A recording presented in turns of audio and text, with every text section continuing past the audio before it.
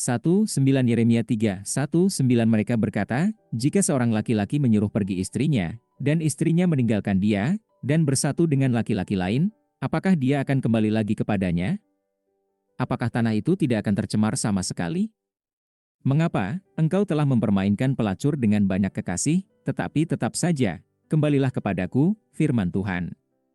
Angkat mata Anda tinggi-tinggi, dan lihat, di mana Anda tidak bermain pelacur. Anda duduk untuk mereka di jalan, seperti orang Arab di padang pasir, maka kamu mengotori bumi dengan percabulanmu dan dengan kedengkianmu. Oleh karena itu hujan berhenti, dan tidak ada hujan akhir, tetapi kamu memiliki alis pelacur, dan kamu tidak akan malu.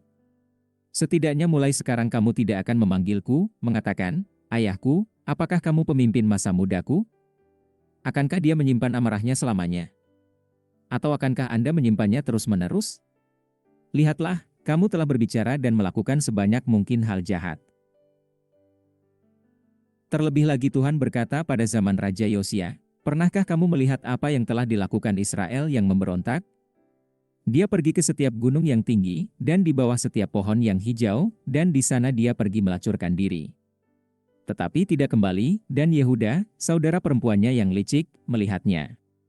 Dan aku melihat bahwa karena semua ini, karena Israel yang memberontak telah melakukan perzinahan, aku menyuruhnya pergi, dan memberinya surat cerai, yang tidak ditakuti oleh Yehuda pengkhianat saudara perempuannya, tapi dia pergi, dan dia juga berperan sebagai pelacur. Dan terjadilah, melalui ketenaran percabulannya, bahwa dia menajiskan negeri itu, karena ia berzinah dengan batu dan kayu. Yeremia 3:1-9 Jika seorang pria menceraikan istrinya dan dia meninggalkannya dan menikah dengan pria lain, haruskah dia kembali padanya lagi? Bukankah tanahnya akan benar-benar najis? Tapi kamu hidup seperti pelacur dengan banyak kekasih, maukah kamu kembali padaku sekarang? Demikianlah firman Tuhan. Bukankah engkau baru saja berseru kepadaku, Ayahku, temanku dari masa mudaku, apakah engkau akan selalu marah? Akankah kemarahanmu berlanjut selamanya? Begitulah cara Anda berbicara, tetapi Anda melakukan semua kerusakan yang Anda bisa. Aku memberikan kepada Israel yang tidak setia surat cerainya dan menyuruhnya pergi karena semua persinahannya. Tema yang mengalir melalui tulisan suci adalah gagasan tentang pengkhianatan atau berpura-pura dekat dengan Tuhan. Ini adalah nominal teman-teman Tuhan. Artinya, mereka berteman dalam nama saja.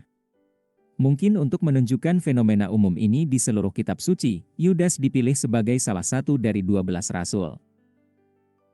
Dengan mengacu pada Yudas, Yesus berkata, Aku tidak mengacu pada kamu semua, aku tahu mereka yang telah aku pilih. Tetapi ini untuk menggenapi kitab suci, dia yang memecahkan rotiku, telah mengangkat tumitnya melawan aku.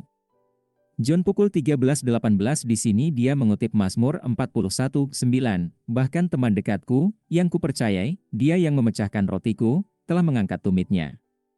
Tuhan merasa sangat menjengkelkan ketika yang disebut teman berbalik melawannya. Kita sering temukan dalam kitab suci di mana elit agama ternyata menjadi musuh terburuk Tuhan. Lagi pula, siapa yang paling Yesus kritik? Dan siapa yang Yesus bunuh? Anak manusia akan diserahkan kepada imam-imam kepala dan guru-guru hukum. Mereka akan menghukum dia sampai mati. Matius pukul 20:18 Sementara mereka menganggap diri mereka pembangun rumah Allah, mereka menolak batu penjuru. Demikian juga dalam komunitas Kristen ada orang Kristen yang hanya sebatas teman-teman Tuhan. Karena menjadi sahabat Tuhan berarti melakukan apa yang dia katakan. Kamu adalah temanku jika kamu melakukan apa yang aku katakan. Yohanes pukul 15:14 Dan Yesus berkata, tidak semua orang yang berkata kepadaku, Tuhan, Tuhan, akan masuk ke dalam kerajaan surga, tetapi hanya dia yang melakukan kehendak Bapa-Ku yang di surga. Banyak orang akan berkata kepadaku pada hari itu, Tuhan, Tuhan, bukankah kami bernubuat demi nama MU, dan demi nama MU mengusir setan dan melakukan banyak mujizat? Kemudian saya akan memberitahu mereka dengan jelas, saya tidak pernah mengenal Anda. Enyahlah daripadaku, orang-orang yang berbuat jahat. Matius 7:21-23 Karena itu, ujilah dirimu sendiri, apakah kamu tetap tegak di dalam iman, menguji dirimu. Apakah kamu tidak menyadari bahwa Kristus Yesus ada di dalam kamu kecuali, tentu saja, kamu gagal dalam ujian? 2 Korintus 13:5 Jangan menjadi seorang Kristen dan kemudian berpaling dari perintah-perintah Allah. Anda akan menjadi lebih buruk. 2 Petrus 2, 20-22, jika mereka telah lolos dari kerusakan dunia melalui pengetahuan tentang Tuhan dan Juru Selamat kita Yesus Kristus dan kembali terjerat di dalamnya dan dikalahkan, mereka akan lebih buruk pada akhirnya daripada pada awalnya. Lebih baik bagi mereka untuk tidak mengetahui jalan kebenaran, daripada mengetahuinya, dan kemudian berpaling dari perintah suci yang diberikan kepada mereka. Pepatah mereka benar, anjing kembali ke muntahnya, dan babi yang dicuci kembali berkubang di lumpur. Orang-orang seperti itu bisa menjadi guru palsu, mengajarkan bahwa kebebasan di dalam Kristus berarti kebebasan untuk berbuat dosa.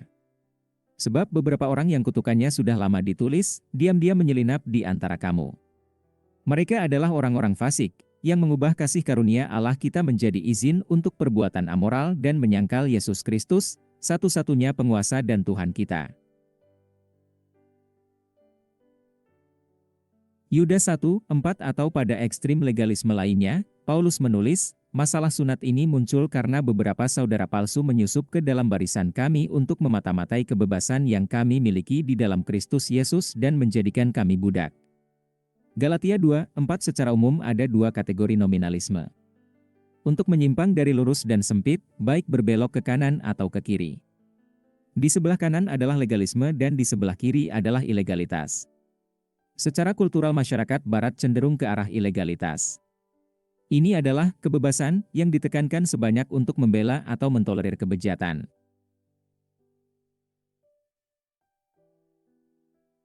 Ketundukan dipandang sebagai musuh kebebasan, dan oleh karena itu apakah ketundukan manusia kepada Tuhan atau perintah-perintah seperti itu dalam Alkitab sebagai instruksi bagi istri untuk tunduk kepada suaminya dipandang dengan penghinaan oleh orang-orang yang tidak beragama. Dan bagi mereka yang secara nominal religius mereka hanyalah ditafsirkan dengan cara yang tidak melibatkan penyerahan yang sebenarnya. Sebaliknya, Islam, yang berarti ketundukan, menuju ke ekstrim legalisme yang lain, seperti yang dilakukan orang-orang Yahudi pada zaman Yesus. Karena mereka mengingkari kasih karunia Allah yang dipersonifikasikan dalam Yesus Kristus. Yesus dalam Alkitab, bukan Yesus dalam Quran, pelaksanaan ritual menjadi pusat praktik keadilan di bawah sistem legalistik. Tetapi menurut Alkitab, kerajaan Allah bukanlah makanan dan minuman, tetapi kebenaran, damai sejahtera, dan sukacita oleh Roh Kudus. Roma pukul 14:17 tentu saja, bagi mereka yang berada di jalur kiri, semua orang terlalu legalistik. Bagi mereka, bahkan mereka yang lurus dan sempit. Begitu juga bagi mereka yang berada di jalur legalistik, semua yang lain jahat bagi mereka, itu termasuk mereka yang berada di jalan yang lurus dan sempit. Menjadi sahabat Allah, musuh-musuhnya menjadi musuh Anda. Karena Yesus berkata, semua orang akan membencimu karena aku. Lukas pukul 21:17 dan, tidak ada hamba yang lebih besar dari tuannya. Jika mereka mengejar saya, mereka juga akan mengejar Anda. Jika mereka menaati ajaranku, mereka juga akan menaati ajaran MU. Yohanes pukul 15:20 meskipun secara alami menentang dunia dan agama-agamanya, kita harus mengasihi musuh-musuh kita. Kasihilah musuhmu dan berdoalah bagi mereka yang menganiaya kamu. Matius pukul 5:44 tetapi sadarilah bahwa pengalaman nominalisme Tuhan dalam komunitas Kristen akan menjadi pengalaman Anda juga. Penentangan terbesar yang Anda hadapi mungkin sebenarnya datang dari orang lain yang disebut Kristen, jika bukan dari orang-orang beragama pada umumnya. Bahwa Abraham memiliki 2 anak, satu dari budak dan yang lainnya dari orang bebas. Pada waktu itu anak yang lahir dengan cara biasa menganiaya anak yang lahir dengan kuasa roh.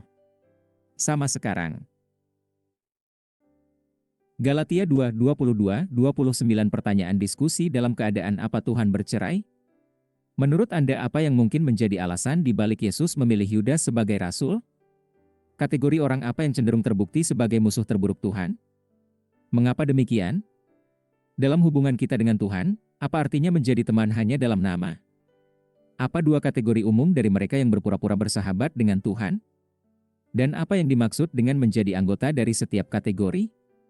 Apa aplikasi khusus dari nominalisme saat ini?